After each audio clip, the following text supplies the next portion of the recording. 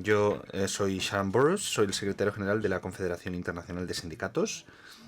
Y tenemos a Roberto Suárez Santos, que es el secretario general de la OIE, y a Rick Sammons, que es el director del Departamento de Investigaciones de la OIT. Y lo que sugiero que hagamos es, ofrecer algunos comentarios contextuales sobre algunos de los debates y decisiones que se están tomando en la OIT en relación con la pandemia, el trabajo, cómo esto se relaciona con diferentes declaraciones en 2019. Y luego tendremos alguna ronda de preguntas y respuestas para para poder plantear cualquier comentario que podamos tener, y espero que que podamos terminar con respecto al horario previamente establecido y que tengamos tiempo para comentar algunas cositas. Entonces, simplemente para empezar en este sentido, desde un punto de vista internacional, todos sabemos cuán seria ha sido esta pandemia en diferentes aspectos de la vida. Pero la OIT, la verdad es que se ha preocupado mucho del impacto de la pandemia en el mundo del trabajo. Y voy a facilitarles algunos de los últimos cálculos que tenemos en este sentido, y lo voy a utilizar para poder debatir a posteriori.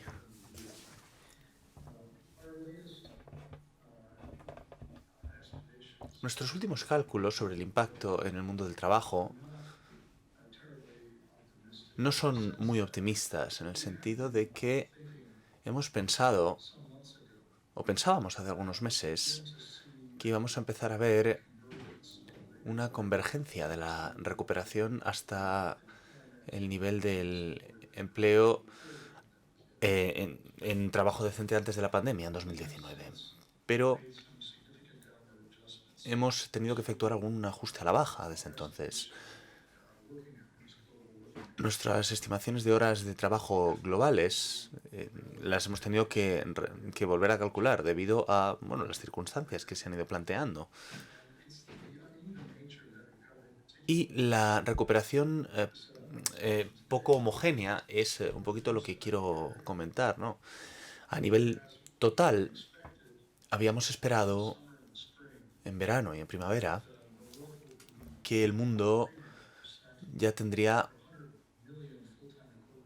más o menos un 3,5% más de trabajos equivalentes a tiempo completo en todo el mundo. Esto hemos tenido que reducirlo, incluso casi en un 4%. Entonces ahora estamos en un equivalente de 125 millones de trabajos a tiempo completo por debajo de las cifras registradas en el año 2019. Y parte del motivo para esto es las experiencias muy divergentes en los diferentes países, en relación, por ejemplo, con los países desarrollados, en relación, como digo, entre los países desarrollados y los menos desarrollados. Esto se debe a la disparidad en materia de vacunación en todo el mundo.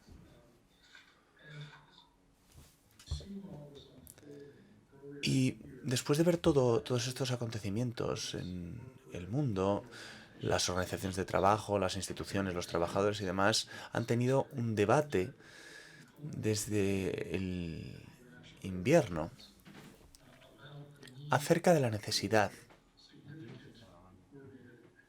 de una acción coordinada y urgente para abordar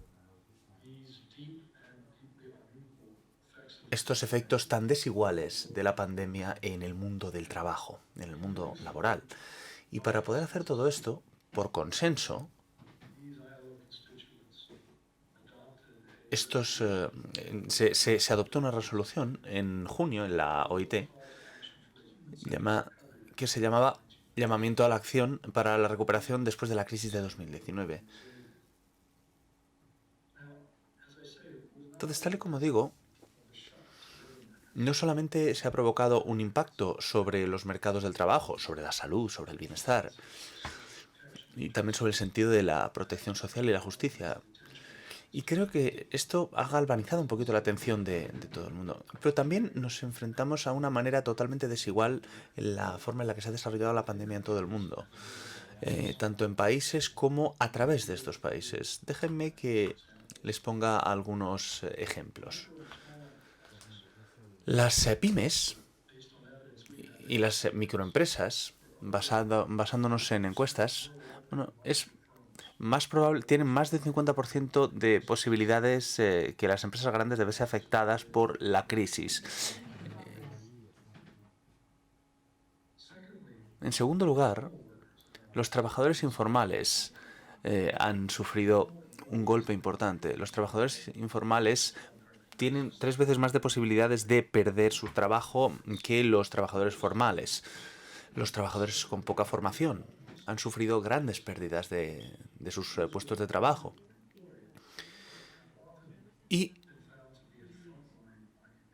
muchas veces nos hemos enfrentado también a problemas en el sector minorista, en el sector del transporte, y ha habido una exposición desproporcionada de determinados sectores al virus. Las mujeres se han visto desproporcionadamente afectadas también. El empleo femenino, perdón, en 2020 cayó en un 5,5% en relación con el 3,9% que cayó para los hombres. Y casi el 90% de las mujeres que perdieron su trabajo han salido del mercado laboral directamente. Es una cifra mucho mayor que en el caso de los hombres. Entonces, en muchos sentidos, esta pandemia ha supuesto un choque importante para todo el mundo laboral, especialmente para las mujeres. Y en último lugar, pero no por ello menos importante, los jóvenes se han visto desproporcionadamente afectados también. La caída entre los trabajadores jóvenes ha sido 2,5 veces más que la afectación que han sufrido los trabajadores adultos durante la pandemia. Entonces, en este contexto,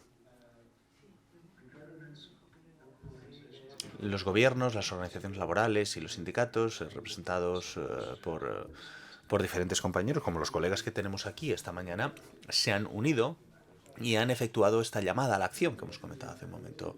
No solamente para los órganos constituyentes de la OIT, sino que fue una llamada a la acción que pretendía ir más allá de la propia OIT. Y tenía el objetivo de llegar a toda la sociedad, a todos los gobiernos. Es una llamada como de atención, una llamada de vamos, despertad. Es necesaria una acción urgente para mitigar y revertir este daño tan desigual que se está provocando a las personas en el mundo del trabajo especialmente. Y me gustaría describir brevemente la naturaleza de esta llamada a la acción y luego hablaremos con nuestros panelistas. La llamada a la acción tiene 3 partes fundamentales. Una es una serie de observaciones y mensajes muy sólidos alrededor de este impacto tan profundo y tan desigual. Y llega a la conclusión de que lo que se necesita es una aceleración para efectuar un enfoque antropocéntrico después de lo que ha sucedido durante este tiempo y después de la declaración de 2019. Porque, en última instancia, se trata de que, bueno, la declaración de 2019 fue prepandemia, por supuesto, pero hacía un llamamiento a diferentes transformaciones, por ejemplo, tecnología, automatización, cambio climático, transición ecológica, cambio demográfico y cambios políticos en el mundo de la economía con grandes cambios estructurales. Y básicamente esta declaración decía que había que invertir más en las personas, en sus capacidades, en las instituciones y en trabajo decente. La comunidad de la OIT determinó que esta inversión en las personas, este aumento en la inversión en las personas, era lo que al final iba a ser lo más importante para abordar estos efectos tan serios que se están generando en las personas como consecuencia de la pandemia. Entonces, como primera parte de la resolución, se concluyó con la noción de que acelerar las diferentes declaraciones y aumentar esta inversión en las personas tendrían que ser una prioridad a nivel internacional.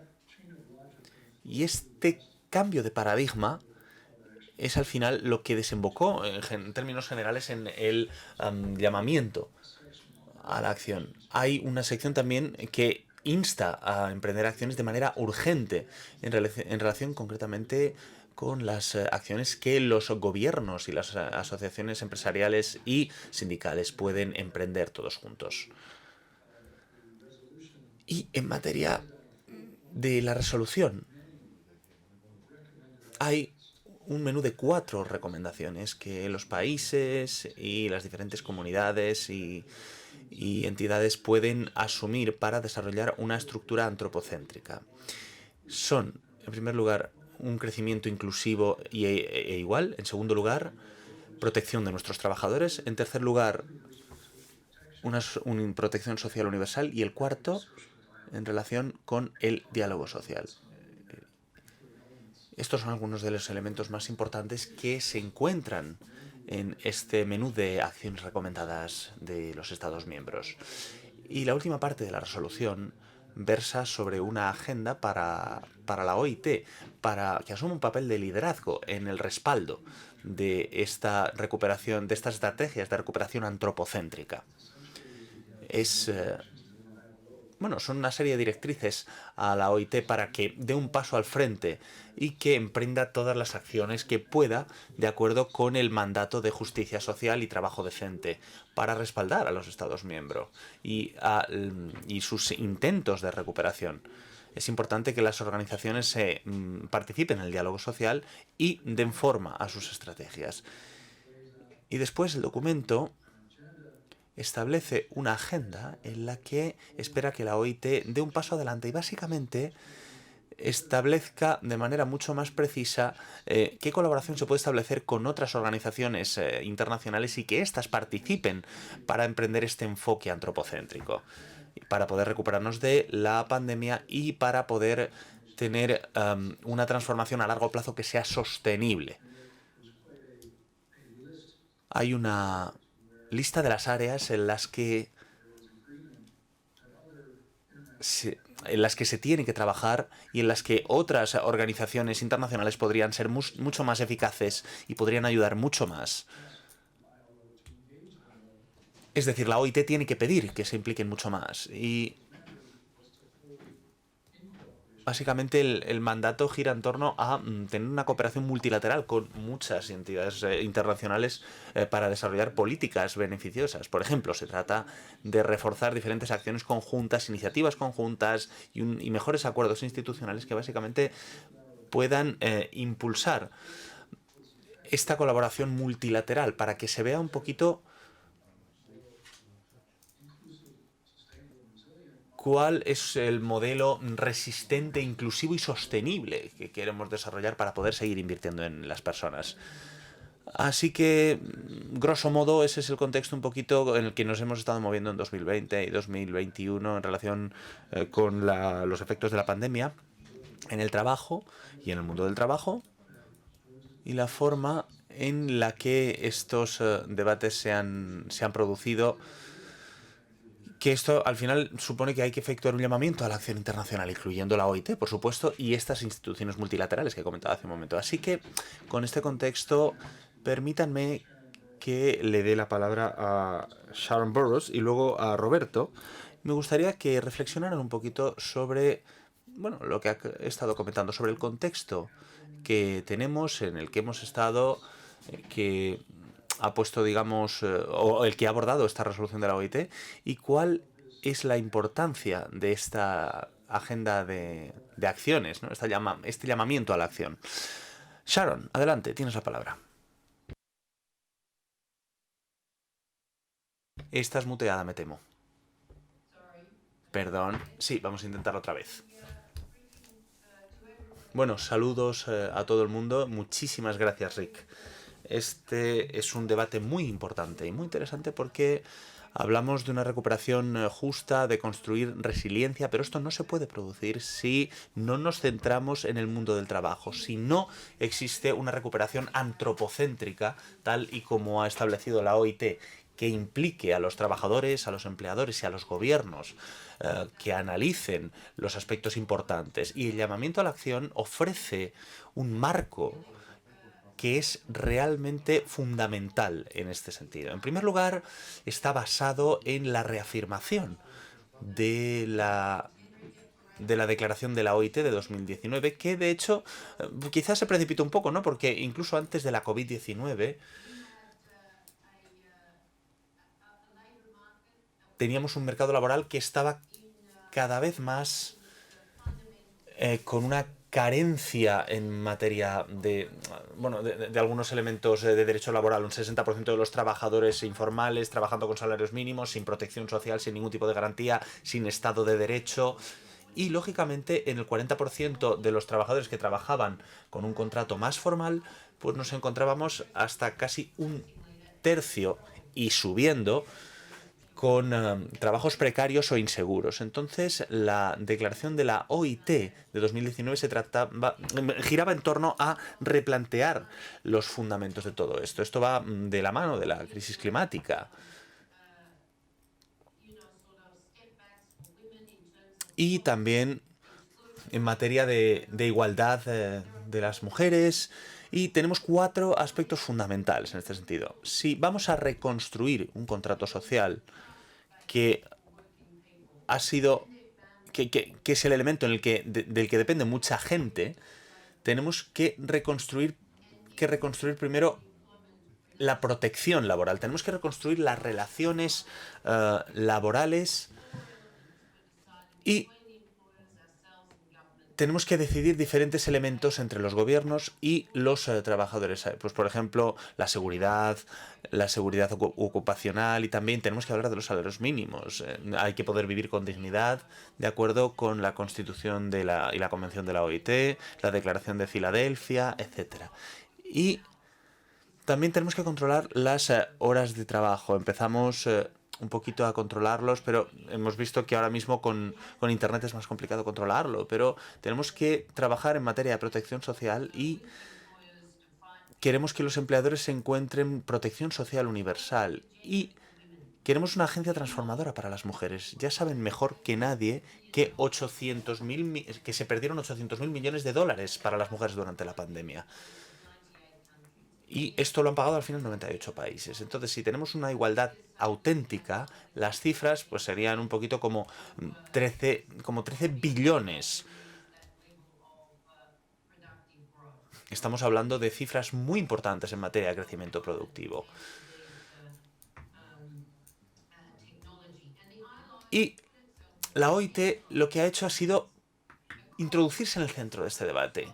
Y también a la hora de respaldarlos a los diferentes países. Y ahí es donde creemos que el diálogo social es la única respuesta. Cuando haya problemas, todos se tienen que abordar de una manera integrada y se tiene que buscar la convergencia de procesos, el tema de la desigualdad, del tema climático y ahora el tema sanitario. Y esto va a tener un impacto sobre el mundo del trabajo. Entonces, el diálogo gira en torno a todo y esto tiene que estar en el centro del llamamiento a la acción. Muchas gracias, Sharon. Ahora, Roberto, comparte con nosotros tu impresión general sobre dónde estamos en la pandemia, en los efectos del mundo del trabajo y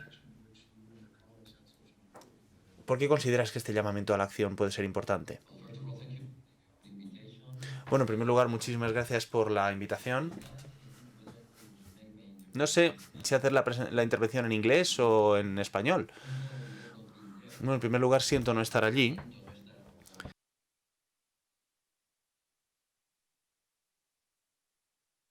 Pero por una parte, bueno, es lógico que haga mi intervención en español, puesto que casi todo el mundo me va a entender en español. Así, para poder tener un poquito más de interacción.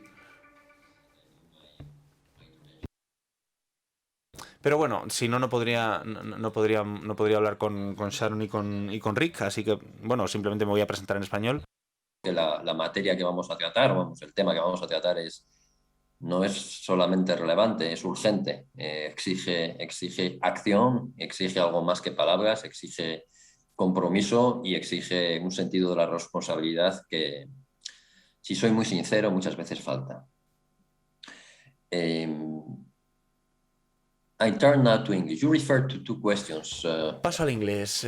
Rick, has comentado dos cosas. En primer lugar, el contexto. Los ponentes anteriores han hablado del contexto también, pero simplemente quería decir que millones de empresas y también de personas, de trabajadores, se están enfrentando a una situación crítica, y en algunos casos incluso humanitaria, y en algunos casos, en el caso de las empresas, a una situación de casi, bueno, al riesgo de desaparecer. Digamos, hemos estado gestionando cifras y, por ejemplo, en Latinoamérica hasta el 20% de las empresas tienen riesgo de desaparición. Es cierto que la recuperación, bueno, no sé si podemos decir sorprendentemente, es cierto que la recuperación está llegando de manera rápida y de cierta manera intensa, pero hay muchas personas y hay muchas empresas que están muy lejos de estar ahí y tienen, bueno, el riesgo de desaparecer si están desapareciendo, de hecho. Has hablado de la vulnerabilidad de las pymes y quiero utilizar esta palabra que suele utilizarse para las personas vulnerables, para hablar de empresas vulnerables y de cómo se ven mucho más afectadas por las consecuencias de la pandemia en comparación con otras empresas. Y también hemos hablado del sector informal, de cómo han empeorado las cosas dentro del sector informal. No quiero entrar en una espiral de negatividad, sino, bueno, en última instancia lo que tenemos que hacer es identificar las acciones que sean fundamentales para poder abordar las cosas de otra manera. La informalidad, sorprendentemente para muchas personas que quizá no hayan escarbado lo suficiente en esta área, ha ha bajado en muchos países y lo estaba haciendo antes de la pandemia, ahora está volviendo a aumentar. Ahora mismo nos enfrentamos a una situación, y lo vamos a comentar ahora, el tema de la desigualdad. No estamos negando que exista la desigualdad basado en elementos que se han visto acelerados por la pandemia. Y ahora mismo estamos haciendo referencia a lo que llamamos la brecha de vacunación, aquellos que tienen la posibilidad de acceder a una vacunación masiva, o programas de vacunación masiva, y los países de rentas bajas o medias pues están teniendo otros problemas, pero también hay problemas políticos, nacionalismo, proteccionismo, populismo, autoritarismo, y hay muchos lugares que se están enfrentando a estas circunstancias y al mismo tiempo, voy a la parte positiva, lo que está claro es que la pandemia ha intensificado el cambio de una manera increíble. Y esto lo estamos viendo ahora. Estamos viendo que muchas empresas tienen oportunidades increíbles gracias a la digitalización, gracias al acceso a nuevos mercados, gracias a las nuevas maneras de hacer negocio. Esto ya existía antes de la pandemia y ahora mismo vuelve a estar ahí. También hay que tener en cuenta que el 50% de la población de todo el mundo no tiene acceso a Internet. A veces estamos entusiasmados con la digitalización y anteayer, por ejemplo, yo estaba con el representante especial para los países menos desarrollados y nos dijo, mira, tenemos que darnos cuenta de que nos estamos centrando en cosas como accesos a la electricidad, al agua, infraestructuras básicas, pero también tenemos que tener en cuenta que la tecnología se está expandiendo de una manera intensa en muchas áreas del mundo. En África podemos ver cuánta gente está utilizando teléfonos móviles y demás. Esto ha aumentado muchísimo, es increíble. Y también las oportunidades que esto supone. Y al mismo tiempo la forma en la que trabajamos, tal y como predijimos, está cambiando profundamente. Conceptos como las horas de trabajo, conceptos como el lugar de trabajo, están cambiando. Y hasta cierto punto tenemos que cumplir las expectativas sobre cómo podemos enfrentarnos a esto desde un punto de vista político. Todo esto ya se ha debatido. cuando estuvimos en la declaración del centenario de la OIT y hubo negociaciones intensivas y muy intensas con Sharon, con los trabajadores y también con muchas empresas. Y tenemos un acuerdo bastante bueno que se ha reflejado en este llamamiento a la acción. Este acuerdo decía que teníamos que revitalizar, y voy a utilizar esta palabra, revitalizar el diálogo. La OIT tiene que estar liderando a todas las agencias laborales porque nos encontramos en un momento crítico para el mundo y para la recuperación. Y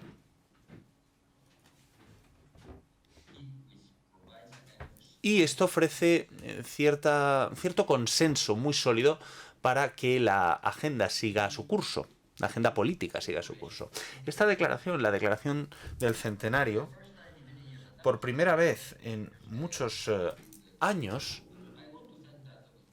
Bueno, y en este sentido me gustaría dar las gracias a los trabajadores y a Sharon, porque reconocer, admitir el rol del sector privado para crear trabajo, para crear puestos de trabajo, algo tan sencillo como esto, bueno, no ha sido fácil. Y no ha sido fácil porque sigue habiendo cierto desequilibrio en la manera en la que percibimos la política para el futuro. Si no digerimos, si no integramos que sin un entorno comercial adecuado, este trabajo nunca va a existir, nunca vamos a poder salir adelante. Por otra parte, también tengo que admitir, y esto va más allá de las evidencias, nosotros como empleadores, como empresas, tenemos que impulsar mucho más la agenda de trabajo decente. Tenemos que ser responsables. Esto no es fácil y puedo ponerles ejemplos muy claros sobre cuán complicados para nosotros abogar por esta agenda. Pero necesitamos un buen acuerdo con arreglo al cual la OIT, las autoridades, los trabajadores nos ayuden con un entorno empresarial adecuado para crear esta agenda de trabajo decente. Y esto, para mí, es la esencia del acuerdo que establecimos en la declaración del centenario de la OIT y también en el llamamiento a la acción. La tecnología no tiene que ser solamente como una nueva realidad. No tiene por qué dar miedo, no tiene por qué asustar. Tenemos que verla como con un ángulo de oportunidades si la gestionamos de una manera adecuada. En la OIT hemos hablado sobre la economía de plataformas, que también tiene que ver con las nuevas realidades del trabajo. Y también estamos de acuerdo, y esto también es importante, que las competencias son más importantes que nunca. El ciclo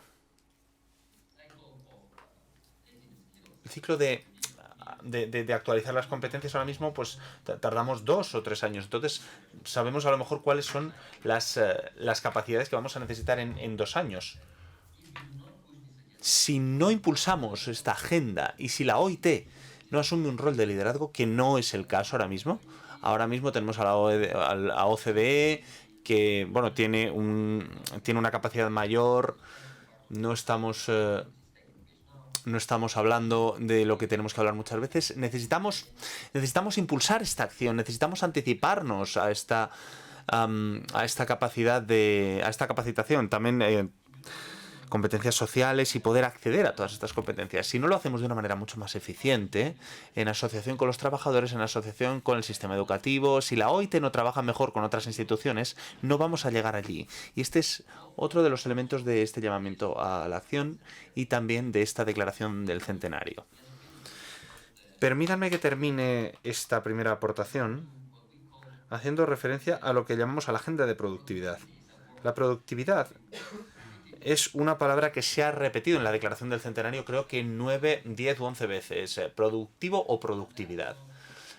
Y esto no es algo casual. Es decir, esto tiene un motivo detrás. Y el motivo es que hay una gran diferencia entre los países con rentas bajas en materia de productividad e incluso las economías en desarrollo y las economías desarrolladas. Es decir, estamos hablando de países que tienen una productividad del doble, por ejemplo, si comparamos a España con países que se están desarrollando, ¿no? Y realmente no estamos teniendo un mejor... Es decir, si la OIT no impulsa las capacidades de las economías en desarrollo para crear diferentes tipos de trabajos que realmente tengan un valor añadido en términos de que estos países y estas economías puedan situarse en una posición mucho mejor con todos sus competidores, no vamos a poder llegar a ese punto. Ese es el motivo por el que la agenda de productividad tiene que ser mucho más, tiene que integrarse mucho más en la acción de la OIT y también en la nuestra propia. Tenemos que tener la productividad en mente en cualquier momento en el que nos enfrentemos a las nuevas realidades del trabajo. Así que, para mí, esas son las áreas en las que realmente tenemos que tener una estrategia de plan integrado y tenemos que impulsar todavía mucho más la agencia de la OIT. También hay algunos acuerdos, algunos elementos importantes, y Sharon también ha hecho referencia a esto. Estamos de acuerdo en que hay algunos aspectos básicos importantes. Tenemos que conservar y respetar los derechos fundamentales. Por supuesto, no vamos a hablar de esto es algo evidente. Los principios de derechos fundamentales, los salarios también están incluidos en la Declaración del Centenario. Hemos estado hablando sobre salarios mínimos para poder vivir de manera decente y también, en última instancia, hablamos de los salarios mínimos adecuados. Creo que es un concepto bastante razonable, podemos hablar más sobre esto. Pero también, pues, límites en el horario de trabajo y también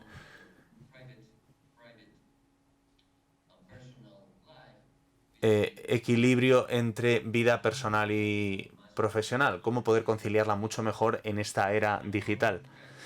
Y no tenemos que olvidarnos del impulso que tenemos que darle también a la protección social, a los sistemas de protección social sostenibles, pero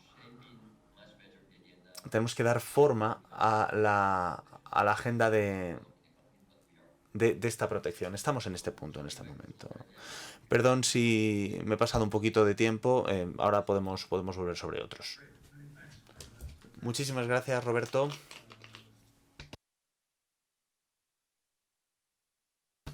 Has establecido algunas de las prioridades fundamentales. Sharon, volviendo a ti, simplemente quería que bucearas un poquito sobre algunas de las áreas más importantes en las que habría que emprender acciones y quién tiene que ayudar para que esta recuperación sea más sostenible y más inclusivo. Muchísimas gracias, Rick. Y Roberto tiene razón en relación con las competencias. Se trata también de la seguridad para los trabajadores y la forma en la que podemos desarrollar nuestros negocios para que tengan futuro. Pero para esto necesitamos trabajos. Y si echamos un vistazo al análisis sobre el impacto de los trabajos, tenemos que volver a construir la confianza, tenemos que invertir en trabajos. Parte de las circunstancias en las que nos encontramos permiten que los gobiernos puedan tomar estas decisiones, porque se trata de efectuar una transición en todos los sectores industriales para poder llegar a los objetivos comunes de un futuro cero en emisiones antes de 2050. Antes se había establecido 2030. Sabemos que hay trabajos en energías renovables, en infraestructuras, y si la pandemia nos ha enseñado algo, es poder invertir en las personas. Entonces necesitamos un contrato social. A través de la declaración del centenario se han establecido elementos bastante importantes. Los trabajos adecuados para la transición ecológica, etcétera. Y los empleadores, y nosotros estamos trabajando a escala global también con la OIT, y España ha tenido un enfoque extraordinario en la transición justa, nueva legislación, para dejar de depender del carbón y también en otras áreas que se han establecido. Se trata de reinvertir en trabajo decente, porque si no tenemos unos derechos adecuados, si no tenemos la debida diligencia, pues la desesperación y el enfado que se percibe en los trabajadores solamente va a estar empezando. Los jóvenes, por ejemplo, los indígenas, los que están excluidos, tenemos que salvar esta brecha, y creo que la OIT, con la estructura que tiene, dispone de la capacidad para desarrollar las herramientas necesarias para poder tratar de reducir esta brecha. La protección social es fundamental. A menos que tengamos una protección social universal, no vamos a poder ser resilientes, ni los negocios, ni los trabajadores, ni las comunidades. Entonces, obtener la financiación para que los países más pobres puedan desarrollar estos sistemas es fundamental. Y luego el tema de la igualdad. De nuevo, un tema de confianza. Si echamos un vistazo a los ingresos, no te lo tengo que decir, Rick, pero estoy segura de que todo el mundo entiende que en las últimas 4 décadas hemos visto que ha sido un poquito como una montaña rusa. Entonces tenemos que compartir prosperidad. Si queremos construir comunidades, si queremos tener negocios seguros, con demanda, tenemos que dar forma a una prosperidad. Y se trata de que haya salarios decentes, acuerdos colectivos. Y se trata de tener calidad de derechos y una agenda de calidad. Porque al final lo que queremos es que las cosas vayan bien. Queremos cumplir los objetivos de desarrollo sostenible. Queremos tener una recuperación resiliente, que sea inclusiva y justa.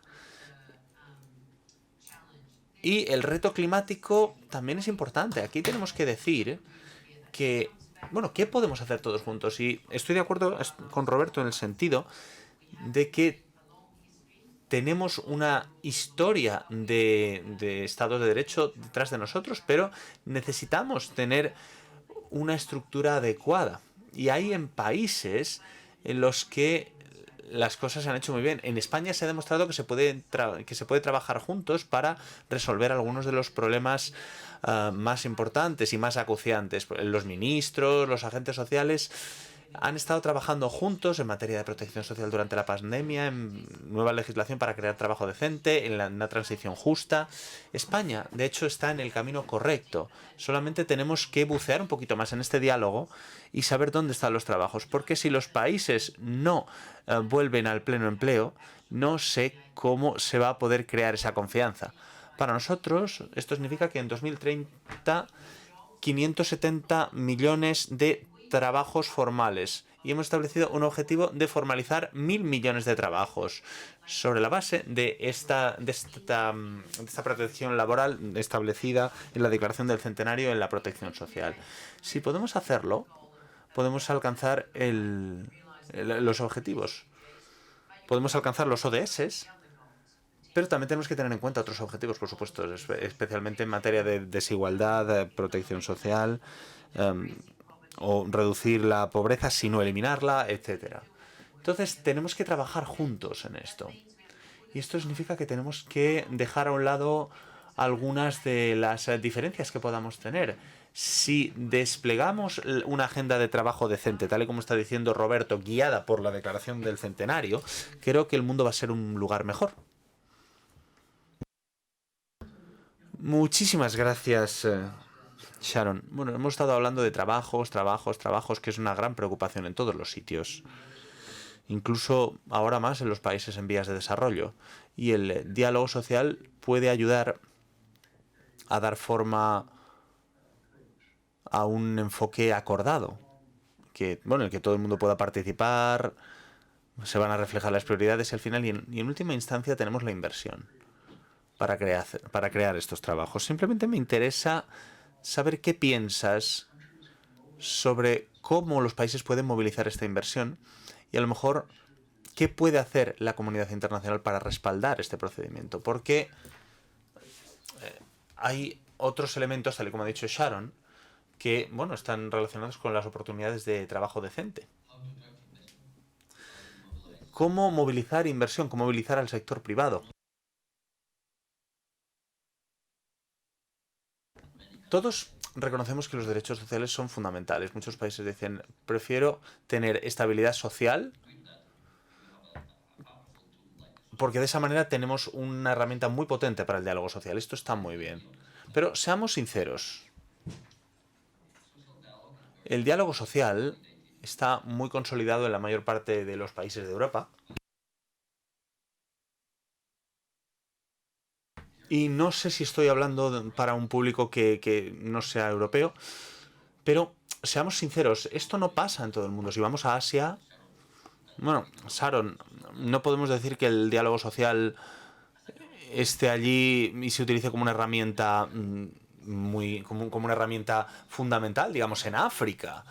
Sí, o sea, hay acuerdos en Sudáfrica y demás. En América Latina, por ejemplo, pues tienen una tradición de diálogo social y creo que algunos han copiado el modelo europeo con enfoques bastante conflictivos. Entonces, en el caso del diálogo social, se necesita la capacidad por parte de los trabajadores y de los empleadores. Necesitamos un sentido de responsabilidad y de cultura que no está ahí en muchos países. También tenemos que ser profesionales y también sobre el terreno, lo cual significa que no tenemos que despedir a la gente de forma indiscriminada.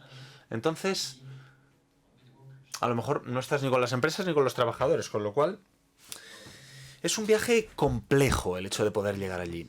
Tenemos que impulsar esta agenda de diálogo social sabiendo que los frutos no van a llegar a corto plazo, pero es la manera en la que, bueno, yo cuando trabajaba en España decíamos que bueno, los empleadores españoles comentan que es mejor tener un acuerdo que no sea perfecto, pero que nosotros mismos integremos. Es decir, es mucho mejor que eso que una reforma unilateral por parte del gobierno, porque al final no se va a desplegar de forma adecuada por los agentes sociales. Dicho esto, me gustaría volver al tema de las competencias. No he podido estar muy pendiente de la COP, Sharon, porque he estado muy liado con temas de la OIT, pero, por ejemplo, sé que fuiste a mi tierra, a León, a El Bierzo, y bueno, lo puedo decir, no es un buen ejemplo de cómo se ha llevado a cabo esta transición. Desde que yo era niño, las minas de carbón estaban cerrando, se subía el desempleo y lo hemos visto todos. Y no había alternativas. Se estaba intentando que hubiera inversiones, pero no había nada. Y lo que estamos viendo ahora, a muy corto plazo, es, es que es necesario asumir y tomar medidas para poder abordar el cambio climático. Hay que reestructurar el trabajo y las cosas. Si no ponemos la agenda de las competencias de una manera mucho más eficaz, y creo que es responsabilidad de todos, bueno, os puedo poner ejemplos del sector farmacéutico durante la pandemia. No tenían las competencias adecuadas. Esto también debido a las restricciones de movilidad. Tenían muchos problemas para ofrecer las vacunas, las medicinas, debido a la falta de competencias. Y esto es lo que han comentado los ponentes anteriores. Han hablado de que en España han dicho que hay problemas a la hora de encontrar las competencias necesarias. Entonces, esta es una inversión fundamental y este es un elemento para atraer inversiones si realmente queremos marcar la diferencia para fomentar esta transición. Y las políticas activas no están ahí. A veces los reglamentos, las regulaciones no están allí. Tenemos que ser mucho más responsables y tenemos que impulsar una agenda que está muy lejos de lo que esperamos. Entonces, para mí, esto es fundamental.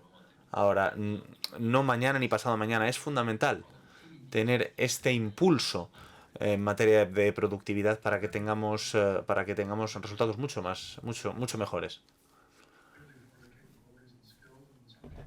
En algunos casos hemos hablado de inversión pública y se trata de poder garantizar que la creación de trabajos durante esa transición justa sea una parte importante de lo que los gobiernos y las empresas se puedan llevar de este debate.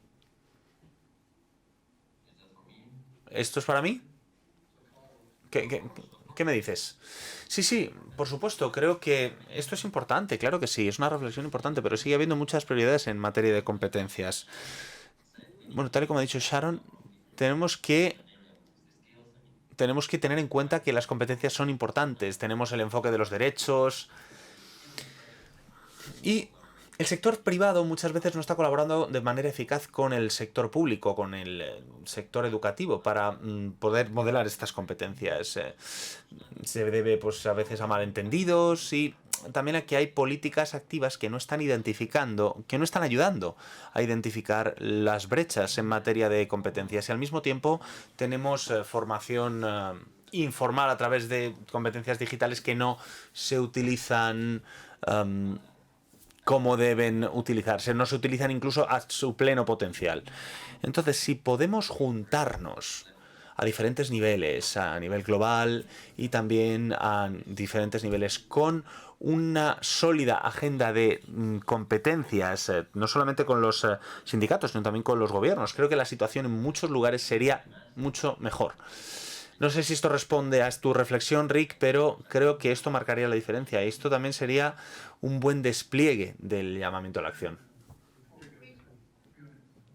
Sí, perdón. Simplemente me gustaría añadir que esto es muy importante, el tema de las competencias, pero una vez más, hasta que yo no me marché de mi país en 2010, pues la verdad es que las competencias no funcionaban mucho. Se estaban viendo las diferencias que había de culturas, se estaba viendo que, por ejemplo, el aprendizaje de toda la vida no estaba todavía en liza. Entonces, hace 20 años no se hablaba de esto. Entonces se trata de establecer estos cimientos de una educación de calidad para que todo el mundo pueda acceder. Lo que hemos visto desde entonces es que, bueno, la gente se ha olvidado muchas veces. Y si la pandemia nos ha enseñado algo, es el peligro de infrafinanciar estos sectores, ya sea la atención sanitaria, la educación o, sí, como digo, la sanidad. Entonces esto revela un problema, por supuesto. Y cuando... Bueno, lo que suelo decir es que cada uno es responsable a su manera. Si vamos a tener un aprendizaje durante toda la vida, los empleadores tienen que decir, vale, pues no puedo encontrar las competencias, pero sí que puedo formar a la gente. Vamos a colaborar, vamos a formarlos, vamos a hablar con los sindicatos y con los empleadores y vamos a ver cómo podemos salvar esta brecha. Porque si los empleos están ahí, se pueden cubrir. Se necesita simplemente desarrollar las competencias. Entonces, si no estamos creando este crecimiento industrial, creo que lo que vamos a conseguir dentro de este esquema que no está integrado es que al final entremos en un círculo vicioso y lo vamos a decir una y otra vez. Pues los contribuyentes van a seguir pagando para que la gente trabaje con contratos de 6 meses y luego, ala, a otra cosa, y que vivan de los subsidios. Entonces, esto no puede ser. Tenemos que tener los trabajos y las competencias y tenemos que tenerlos de manera integrada en un contexto que sea adecuado para las industrias y para la transición, tanto en términos de la recuperación, en términos de la cadena de suministro y también en materia de la salud climática, digamos. Gracias, Sharon. Bueno, vamos a abrir la sala para alguna pregunta y luego volveremos para alguna reflexión final. A ver si los organizadores pueden plantear alguna... Bueno, si quieren plantear alguna pregunta, ahora es el momento. Bueno, pues si queréis en español, a ver la pregunta tanto para Sharon como para Roberto, en el caso de cómo se está implementando el call to action, sobre todo porque de una manera clara sí que es evidente que se están recuperando fondos para precisamente garantizar la protección social en algunos de los países donde se está aplicando el call to action, pero qué manera o desde qué punto de vista, desde su punto de vista, cómo se está implementando ese reparto de fondos para que llegue realmente a los trabajadores en varios países, ¿no? Si ven o están viendo ellos que hay problemas claros burocráticos o qué tipo de problemas están viendo para que esos fondos que se están consiguiendo no lleguen directamente a algunos trabajadores y trabajadoras de varios países, sobre todo del este asiático. We will take a couple of questions more. Perfecto. Pues nada, Sharon, tú primera y vamos para allá. Bueno, la financiación de la protección social es fundamental. Hay que invertir en esta transición. Y sabemos que si se analizan los países en vías de desarrollo, los sistemas tienen que poder acceder... los sistemas tienen que poder ser accesibles para los trabajadores y para los empleadores, para cualquier persona que esté participando dentro de la estructura. E incluso en un país que tiene contratos de trabajo para parte de la población, por ejemplo, en Bangladesh, cuando tratamos de distribuir fondos, pues bueno, no ha sido posible encontrar trabajadores porque ya no estaban debido a la pandemia, habían vuelto a sus pueblos, y esto al final plantea la pregunta de formalizar los sistemas de comunicación, de relaciones laborales, de transferencia de relaciones y demás. Entonces, esto es fundamental, la inversión. En países como España no tenemos ese problema, eso es verdad, pero este gobierno ha sido muy inspirador en términos del enfoque que ha efectuado sobre la transición justa. Y antes del enfoque de este gobierno, la primera financiación que se ofreció a los ayuntamientos y demás no tiene por qué estar mal. Pero a lo mejor, si se hubiera consultado con la gente, pues a lo mejor estos fondos habrían ido a otro sitio. Sitios donde la gente considera que es necesario invertir. Los trabajadores, los empleadores, la propia industria tiene que poder opinar sobre esto. Con esta transición justa, con este modelo de transición justa, por lo menos los fondos están ahí, con una autoridad que se preocupa por distribuirlos. Entonces estamos hablando de inversión en transición, protección social y demás, pero lo que está muy claro es que la gente tiene que saber que tiene que ser transparente y que es necesario tener los sistemas adecuados, que al final son los que hacen que la gente no solamente participe en una conversación o en un diálogo, sino que también pueda tener protección social asignada de la manera adecuada. Y de nuevo, durante la pandemia hemos visto cómo se ha aumentado la protección social en España. Entonces, en Europa, los países tienen que trabajar con los empleadores y con los trabajadores y tienen que marcar la diferencia. Y no lo estamos viendo en todos los sitios, esto es cierto. ¿Roberto? Sí. Creo que la pregunta está relacionada con el llamamiento a la acción que tenemos con los gobiernos, pero bueno, en cualquier caso sí, están muy conectadas. Y este llamamiento a la acción estaba tratando de impulsar una agenda de continuidad empresarial y demás, y de sistemas de protección social sostenibles. Sí, Sharon ha hablado del problema básico que tenemos en muchas economías desarrolladas, que es el sector informal, que es muy grande. Así que bueno, pues tenemos los fondos, tenemos la movilización, pero no tenemos la estructura. Y no tenemos estructura porque, tal y como ha dicho Sharon, los trabajadores no están registrados y tienen un nivel de corrupción bastante alto. Y es decir, si esta es una historia diferente, ¿no? Digamos, que a la que podemos tener en España y en muchos otros países, donde hay... Es verdad que hay un mercado informal, por supuesto, pero no llega a cifras como las que tenemos en otros sitios. Y el problema de estos países es que los potenciales beneficiarios de estos fondos pues no reciben nunca nada. Falta de coordinación, burocracia, etcétera. Y al final, el problema no es simplemente impulsar la agenda de protección social, sino la protección social sostenible y que ayude a crear trabajos y a encontrar nuevos trabajos. ¿De acuerdo? Entonces, simplemente pues se ponen subvenciones en liza que son necesarias, pero necesitamos políticas adecuadas, y ese es el problema de muchos países en Europa. No sé detalladamente el caso de España, pero nuestra preocupación es que sí, es bueno tener esta liquidez, es bueno tener estos fondos, pero en última instancia es necesario poder encontrar un escenario diferente y poder establecer políticas. De lo contrario, las cosas no van a funcionar ni a corto ni a medio plazo. Muchísimas gracias. Bueno, estamos llegando a la conclusión del panel. Entonces os voy a invitar a que hagáis algún comentario para cerrar. Y os voy a pedir que nos digáis qué queréis que hagan algunas organizaciones internacionales para respaldar esta agenda respaldada por el llamamiento a la acción y por la declaración del centenario. Sharon, empezamos contigo.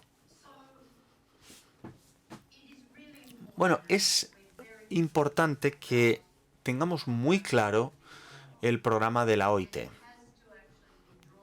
Y esto tiene que establecerse a partir de las mejores prácticas de los países, y también se trata de fomentar estas prácticas a través de un enfoque transparente, y lógicamente todos fomentamos el diálogo social. Y lo que ha comentado Roberto en este sentido, bueno, estoy de acuerdo. Si tenemos los programas como tiene la OIT en materia de protección social, trabajos ecológicos y demás, y si ayudamos a los países que necesitan apoyo, esto se puede hacer a través del diálogo social. Tenemos que gestionar esto con transparencia, por supuesto. Y los países que quieran abordarse a estos temas lo van a aceptar. Y esto va a ayudar a todo el mundo, a todas las entidades, tal y como ha dicho Roberto, a construir las competencias necesarias para lidiar con los problemas. Pero a menos que abordemos el problema de los trabajos, a menos que abordemos el tema de la protección social, a menos que analicemos el rol de las mujeres y de los jóvenes en la inclusión, vamos a crear un mundo que va a ser cada vez más desequilibrado. Y los derechos laborales son más importantes que nunca en las últimas 2 décadas. Entonces, cuando analicemos todo esto, tenemos que volver a qué es lo que constituye el trabajo decente, cómo se crean trabajos decentes, cuál es la política industrial, cuál es la infraestructura, cuáles son los servicios públicos que necesitamos, en los que necesitamos inversión, y hacerlo de manera que se cree trabajo decente. Pero también para construir esta resistencia de la protección social, porque vamos a seguir teniendo impactos globales. No hemos resuelto la crisis climática, no hemos resuelto las desigualdades. Lo hemos visto en Glasgow. Y bueno, se ha evolucionado algo en algunos temas, pero sigue habiendo una brecha importante.